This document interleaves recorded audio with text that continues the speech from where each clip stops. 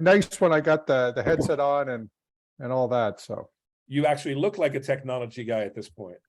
well, I've got this big wraparound screen. You normally don't sound like a technology guy. I mean, that's the coolest part. I mean, you have the technology background, yet you talk to us like a normal human. How did you hone those two skills? Yeah, well, I was a geek in middle school and high school. Had a computer from 12 years old on, but I think it was when in probably when I was 17, 18, I discovered sales, and then I figured out that it was where sales and marketing and technology intersected that for me made the most sense. So I was a sort of had that entrepreneurial brain, and then I'm always, I think it's probably one of my superpowers, but I'm always thinking about what's the bigger problem to solve throughout my life. So, and it's just, I don't know why I was wired this way, but probably my geekiness just said, it's all just a big algorithm that needs to be solved. So I said, I need to be good at sales. So I immersed myself in sales, sold Kirby vacuum cleaners door to door, was a stockbroker, sold cars, sold all kinds of stuff over the years, and of course got into residential real estate as a salesperson as well. So just a lot of sales oriented activities that allowed me to sort of combine technology and then being able to share and ideas and to influence, I guess, for all intents and purposes, because most geeks are not good at the influence game. But you seem to be very impressive at it. Let's talking about activities and backgrounds and all that.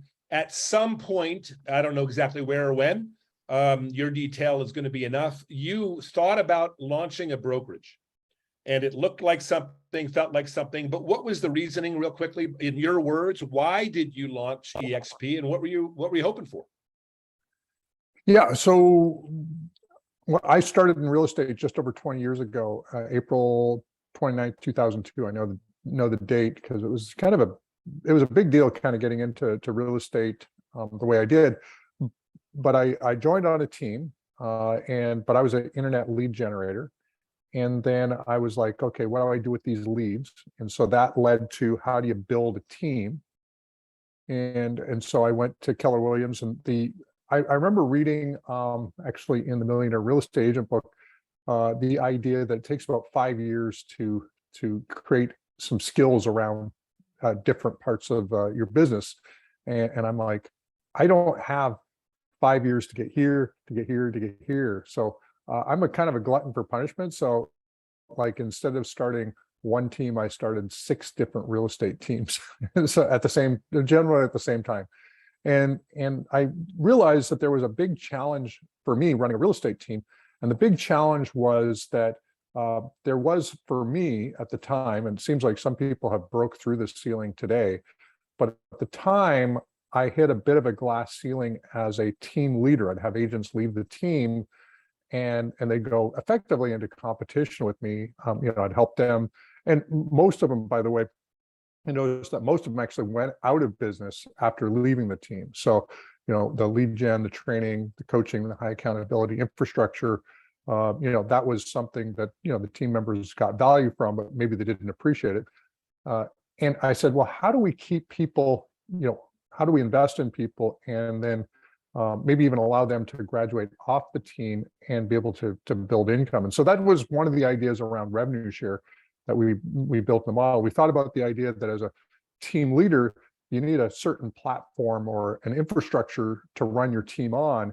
And then if the infrastructure then has some financial benefits for recruiting and bringing people to the brokerage, that it could be a pretty powerful model. So there was some of the ideas around it. It was really the idea that also for me, there was no true exit strategy from real estate in the way traditional real estate was set up. And I mentioned earlier about sort of solving the bigger challenge. I'm like, how do we actually, build a business in real estate that actually does have the benefits of a typical business, which is equity ownership, being able to build a residual income from the business as it scales. And so those are things that I wanted to solve for me personally. You've definitely done that. I mean, we have over the last 10, 12 years become the fastest growing brokerage in history in agent count. And what's funny is we become known as Remax did before Keller did before us as the recruiting company. And everybody thinks we're the recruiting company, but our numbers in production speak for themselves. And could you put that in perspective? Because we do a boatload of production. We do, yeah. You start to look at eXp agents in aggregate, and we're actually more productive than the industry average. So we're actually, we're actually above the industry average in terms of production per agent. And a lot of that has to do with the way that we structured compensation. So we introduced and created the very first Icon agent program in 2014. And we did it for the single purpose that we knew that the top agents at any brokerage that they went to was getting a special deal. Just nobody knew what the special deal was. And so we said, if we want to attract these top producers, why don't we make the special deal actually overt and be able to recruit to it and be able to bring those top producers over, because agents will gravitate to where the top producers are. And then we start to think about all the things that happened because of that. I mean, the masterminding, I read the messages and I talk to people and saying, because of eXp and being able to be around so many icons and the fact that we've got conversations and all these masterminds, my businesses went up faster at eXp than any other brokerage I've previously been at on a significant level. And so just creating those opportunities for connections with other top producers really is all about, leveling up your production. Only about 5 to 10% of agents actually make agent attraction a significant part of their business. 80% of agents are on the productive side, meaning that they listed or they sold real estate in the last 12 months. 20% didn't sell real estate in the last 12 months. That's where most of our churn is. And some of those are actually more into the agent attraction side. But the majority of people that are into agent attraction are actually active, productive selling agents who happen to know other agents who could benefit from the eXp model. And they know from personal experience that, at least for them, eXp is the best model. The production side, now that you've talked about it, does speak for itself if people look to our production. You talked about the Icon agent having a sweet deal here, and everybody's aware of it. There is no secret deal, which makes a level playing field. Talk about a level playing field and how great that is for our entire company. Yeah, well, one of our core values is integrity, and there's a couple things. When we think about the integrity of a model, you want to be able to trust that the model is going to do what it's supposed to do. You want to be able to trust that the person down the street, next city, next county, next country, doesn't have some sort of different deal than you do. And when there is a different deal, not to say that there aren't strategic reasons why we might do something, but as a general rule, it's exactly the same for every single person in the company. 84,000 plus agents have exactly the same opportunity, the exact same deal. We keep on investing in it. We call it iterating around the agent value proposition. So we're looking for, how can we create education opportunities? How can we layer in some additional revenue opportunities? How do we layer in other networking opportunities? How do we layer in other technology opportunities? But it's the nice thing is that it's only one model that we have to manage really around the world, which means we get to create common language, we get to create a common vocabulary, and we really are building this together. You'll see a lot of brokerages will have 200 agents in an office, and there could be 140 different pay plans. Because there's every time somebody goes to potentially walk out the door, they have to sweeten the deal for that agent and to keep them and retain them. But our model is so generous to begin with that it's just a great agent attractor, and there's really no need to create a new special deal for the next agent who might want to leave for the next shiny object. And they often want to leave for the next shiny object, but we keep throwing interesting objects in front of them within our umbrella. That's what causes them to not look outside our doors, but to stay here, along with some of the things that keep them here. Our equity program. Can you speak briefly for that? Because a lot of people get the wrong perspective about our stock going up or going down, where in most companies, they don't get stock at all. So can you speak to that?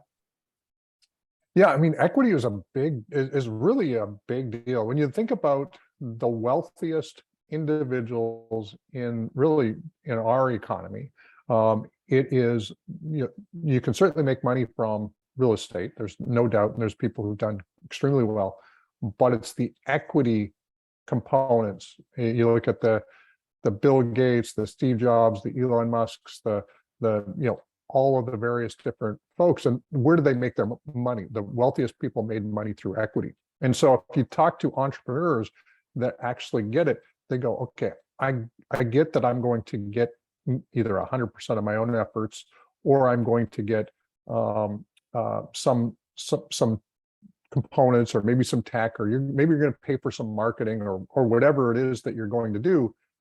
But in eXp, you actually earn equity over time. And if we think about the next 5 years, 10 years, 15 years, 20 years, we think about it as a long-term forced savings program of sorts, where you're getting a little equity every year. Eventually, that equity in theory should be worth a lot more in the future than it is today. But even if it wasn't, most agents, and I was one, most agents aren't the best at sort of saving and investing for the future. And so having it in this other form of, we'll call it currency, something that's a little less liquid, creates this nest egg where if something happens, 4 or 5 years from now, it takes a little work to convert it from stock to cash, but it gives you that extra security, which could be the difference between, and I've had so many stories around how it's paid for medical expenses, or it's helped put kids through college, or it's done these different things. I had somebody last week at Build, and this wasn't with regard to the equity, this is regard to the revenue share, and maybe it was the combined. I didn't get the exact details, but a woman came up to me and said, I got divorced quite a number of years ago, and I joined eXp 2 years ago. And I can say for the first time in my life, or since getting a divorce, I'm not going to sleep scared. And so that was like a huge deal, because when you're an individual producer on your own, you've got family, kids, whatever things that that you're responsible for. It is a bit of a scary place to be, and a lot of agents don't identify with it when they're younger, but as they get older and they've got more responsibilities, that stuff becomes more and more important. So the equity component is one of those additional components you don't really know you need until you need it, and when you need it, which could be later on in life, all of a sudden you've got this extra bucket.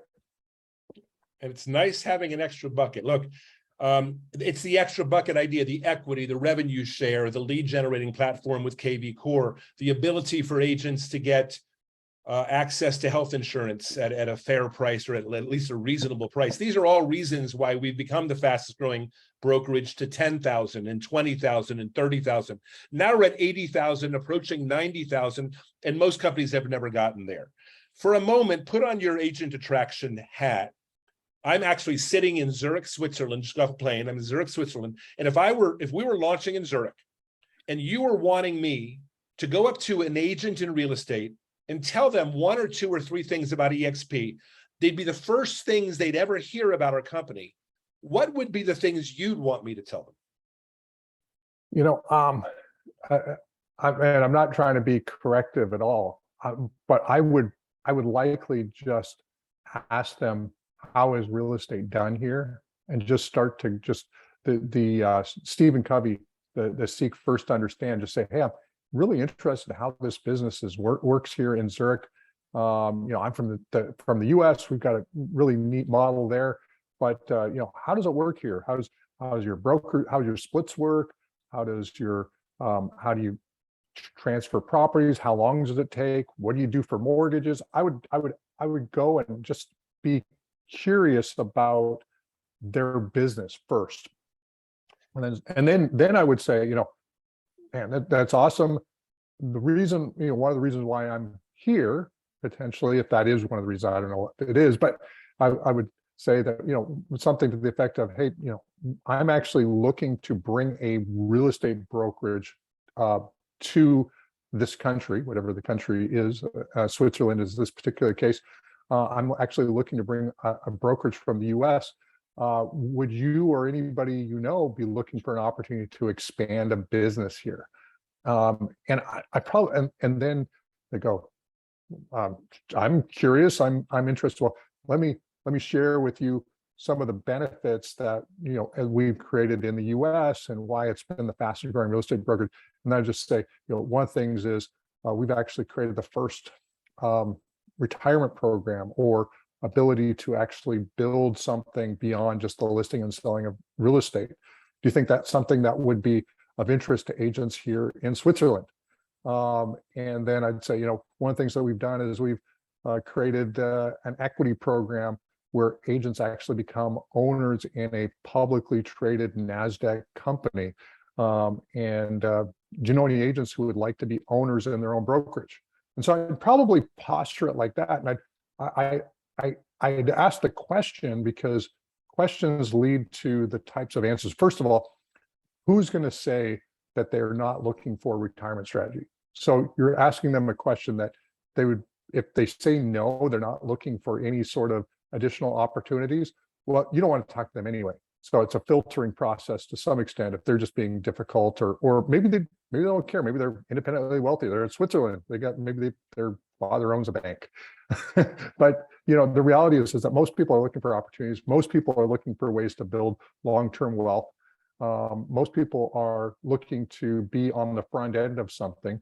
And so I would just lead with sort of the opportunity of being part of something coming to the country. By the way, in my opinion, just as an entrepreneur, the details don't matter that much.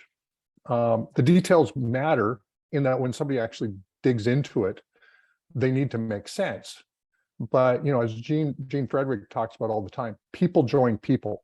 And so when you think about it from that perspective, then what you want to do is you want to form a relationship, and then you can come in and fill in the details later, rather than going straight to the details. A lot of people sell features, not benefits. A lot of people, think about EXPing on people, and so I like to think about the idea that we are in partnership with whoever we're in conversation with, and our goal is to really just provide them somebody that they can get good consulting from, conversations from, and is effectively their friend relative to the subject that you're talking about. So if we're talking about real estate, you want to say, hey, I don't know if this is a great opportunity or not for you, but if you're interested in exploring it, I'd love to show you what it is. Maybe it's for you, but maybe somebody that this might make a lot of sense for. I'd love to just, collaborate with you on that. So just those are the ways that I would approach it. Just say, hey, I don't know if this is for you or for not for you, but my guess is that, we're getting along great. You probably know somebody that this would make sense for. And by the way, once they start to identify a few folks that might make sense for, guess what? That's their revenue share group. Makes sense for them. Great answer. Great answer. Let's go to a personal factor for a moment. You launch a company, 84,000 people are following now, and many of us are running up and helping lead the company as well. One of the things that you have to have is some pride, and I mean that in the best way, of some things you've accomplished here, or we've accomplished here. Could you identify one or two things that you were expecting and we hit, and maybe one or two things that you weren't expecting and we still did? Well, I say this, and I make sure that this goes in every press release in the company, that we're building the most agent-centric real estate brokerage on the planet. we're building the real estate brokerage that, had it existed back in 2009, I would have been an agent there. Literally, I would have been an agent there because the opportunity is just that good. And so what I'm proud about is really delivering on what we set out to do in 2009. It's one thing to actually build a business plan, and I've built hundreds of business plans. I've probably launched 17 companies over the years. And so I know the difference between writing a business plan and executing a business plan. And executing a business plan in a true alignment with the original plan is almost unheard of. And so the fact that the revenue share program that we built back in 2009 is effectively the exact same plan that we have today.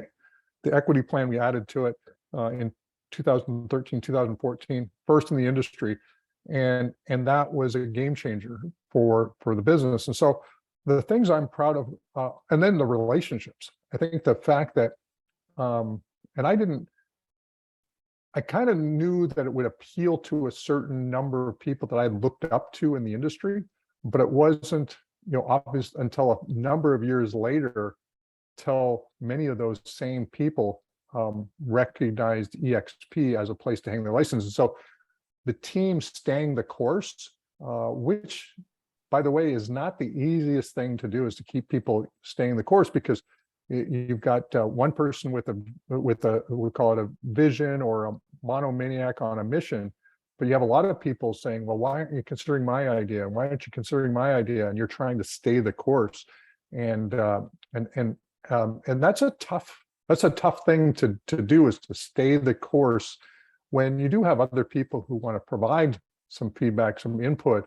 But when your vision is, this is the person that I'm looking to solve the challenge for, which again, I call myself a focus group of one. But I say, if we can stay the course, we're going to be able to attract a lot of other agents and brokers who think similar to me. It may not be 100% of the market, and it may only be 5 or 10% of the market. Of course, we're already close to 5% of the market in the US, but that's the market that I'm looking to solve the pain points for, and that's a big market. You talk about a big market. I've heard you reference before, and I'm paraphrasing here, that we don't compete with other brokerages. We're really looking at ourselves as a platform. And if there's a competitive streak in us, it's really against the Zillows or competitively against the realtors. I know our acquisition of Zoocasa in Canada recently probably spoke to that. Can you speak a little bit further to that point? Yeah, I think what's the phrase is that, winners focus on winning, and others focus on winners. So I don't really think about, and also we get to define, what do we mean by winning? Obviously, agent count is one of the metrics that we would use, but it's really the more qualitative metric of what are we hearing from agents in the field? How are we impacting their lives? And what are the things that we're doing to improve the lives of agents? And when we think about iterating around the agent value proposition, we say, if we stay the course there, then it's inevitable that eventually we'll be, 200,000 agents, 500,000 agents, 1 million agents. But it is very much a stay the course mentality. There's a lot of folks, I think, that will get a certain degree of success, and then they'll ego and other things. And obviously, we got to watch it ourselves. I mean, I'm saying this about others, but I think about even ourselves. Like, how do we stay humble while building the largest, fastest growing real estate brokerage on the planet? And I think that's the piece that I want to continue to stay the course on, is making sure that we stay humble. We remember that this is about the agent. This isn't about the management team, though necessary. It's about the agent. It's not about shareholders, though that's a necessary component because we're a public company for our agents. It's really about the agent and staying that course and staying humble around that course. Great answer, and I appreciate that. And again, we appreciate your time today. We just have a couple more questions for you this morning, Glenn. We're talking agent. You know, our company was born out of the last settling of the market. Most people would say around that 2007, 8, 9 period. And then we were launched. Well, we know the market is settling again. I'm not going to ask your opinion at the moment, although everybody wants me to. We're going to ask a different question. A lot of brokerages, independent brokerages had huge issues back in 07, 08 in figuring out a way to stay in business. And many of them didn't do that. We know, you and I both know, that the margin is very thin today with a lot of broker owners. We're now settling again. We had almost 450, 460 independent brokerages partner with us over the last 12 months. If we were speaking to a broker owner that may be open to talk to us, two things. One, what would be the things you would potentially start saying to them to get them in discussion? And secondly, why should they come? Yeah, I would, I'd come back to the whole idea is just, we want to be of service to those who we're in communication with. So I think the key is there anything I can do to help you with your brokerage in any capacity? Like I could think about the idea that, hey, would it be helpful if I came in and helped do a training in your office? Obviously, I've got eXp, but I would just start from a position of how can I add value? Brokerages are will be, if they're not already suffering. I mean, Q3 is not going to be a good quarter for residential real estate brokerage. Some cities around North America are down 40-50% on sales volume. So you think about that type of compression on sales volume. There's a lot of brokerages that they've got fixed bricks and mortar expenses. They've got these other things. So I would just come at it from a partnership perspective and just say, hey, I've been in the business for a while. Maybe if you have, if not, somebody who's been in the business for a while, probably somebody in your that maybe sponsored you into eXp. And just say, I do some consulting. I help broker owners sort of figure out their P&L situation and see if there's some synergies and some things to do. Would you be, how are you doing? What's your goals? And just ask questions. And then eventually, if you come from that perspective, you'll be able to come up with ways to add value. Again, I try not to come at it just straight at them with eXp because that will put up the defenses. But if you come at it from the perspective of, hey, I'm here, I'm in your market, maybe you're not in the market, but you're there to help brokerages succeed, and you've got a number of partners that you work with that you can help broker owners succeed at a higher level. And if they're interested in spending some time together, then let's spend some time together. And that's really it. Hey, and you could use a leading question. If I could show you how to make another $200,000 or $300,000 a year from your existing agent base, would you be interested? Would you be willing to sit down for 30 minutes to have a conversation? Who's going to say no to that? It's sort of but when you start to think about it, if you can get rid of the bricks and mortar expense, which might be $10,000 or $15,000 a month, and you could get rid of some of the staffing expenses, which might be, whatever that staffing expenses are, and you start to sort of strip that stuff away, and then you sort of how the revenue share. By the way, here's how the revenue share program works at eXp. Maybe it's something you'd be interested in taking a peek at. By the way, have you ever thought of making your agents equity shareholders? And of course, that's a difficult proposition, but here's something you might consider. And so you start to just paint all benefits, and eventually they go, well, I could start that, or I could just join eXp. So that's the way I kind of approach it, is just come at it from a perspective of be curious, add value, and eventually they'll be interested in joining you. Not surprising that your answer was a smidge different than Brent Gove's, but that's okay. Both of them work. It's okay with me. Let's pull Daniel off the screen. Someone mute him? That would be awesome. Thank you. And one last question for you, Glenn. And that question is this. we've got an event coming up in October called eXpCon. It's one of the 2 events we run a year for the company to bring in our agents and brokers and have us collaborate at the highest level.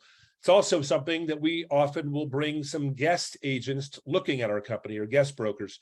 If you were doing a personal request or a personal invitation to the agents within eXp for the upcoming event, what would you say to them? How would you invite them to come? Why would you want them to be there? Yeah, proximity is power. I think that's something that, a lot of people say, Brent and others. And the reality is that I would probably say, hey, we've got our eXp convention coming up, October 11th through 14th in Las Vegas. I know you heard about eXp, and what I'd like to do is invite you to just be in that environment, just so you can understand it better. I think once you're there, you'll see why so many agents are coming over to eXp, and you'll see how it matches up with maybe your goals in the business of real estate. And one of the things that you'll find is that inside of eXp is some of the most positive, uplifting, productive agents who are open to opening up their playbook because of the way that we've created the aligned compensation model. So for you to come meet some of those agents and be there. By the way, and this is just for anybody who's like going, well, I'd love to have them come, but I can't afford, or whatever it is. You can't afford not to bring them to eXpCon. And what I mean by that is I was talking to Brent, and he said that he has a 95% conversion in his organization of anybody who brings somebody to eXpCon. 95% of them will actually join eXp. And so if you just do the math on it, if you're paying for a ticket, or you're paying for a flight, or whatever it is that you're supplementing, they're an active producing agent, and you pay for some of it. You'll get that back in the next 12 months, double, triple. So you think about it as ROI perspective, for every $1,000 in, you're going to get $2,000 out in the next 12 months. And there's going to be additional benefits from some of those folks actually bringing people on. It really just makes sense to get as many people to eXpCon as you can. Glenn Sanford, founder, eXp World Holdings, thank you so much for joining us today. We appreciate not only what you did today, but what you've done without us even being with you. We were just visions that you had 13, 14 years ago. So we appreciate you doing this, Glenn, and staying in front of the group. I mean, there's never been a question. Our leader is directly in front of us. So thanks again for joining us today. Awesome. Thanks, Eric. Thanks, everyone. Have a good day. Okay, Thank you, too. Glenn.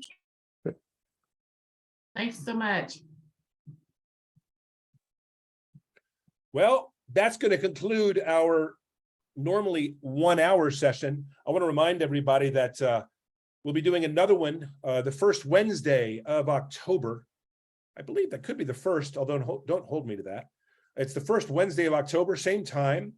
We'll have Michael Valdez on for a 20-question, like we did with Jason Guessing. It's going to be a really interesting. He's very, very animated and very marketing oriented in the best way. He's going to definitely provide great information for each and every one of you, some confidence in the company itself, and some phrases you can use when looking to attract others. For those of you that are not aware, this is a Freedom Team program.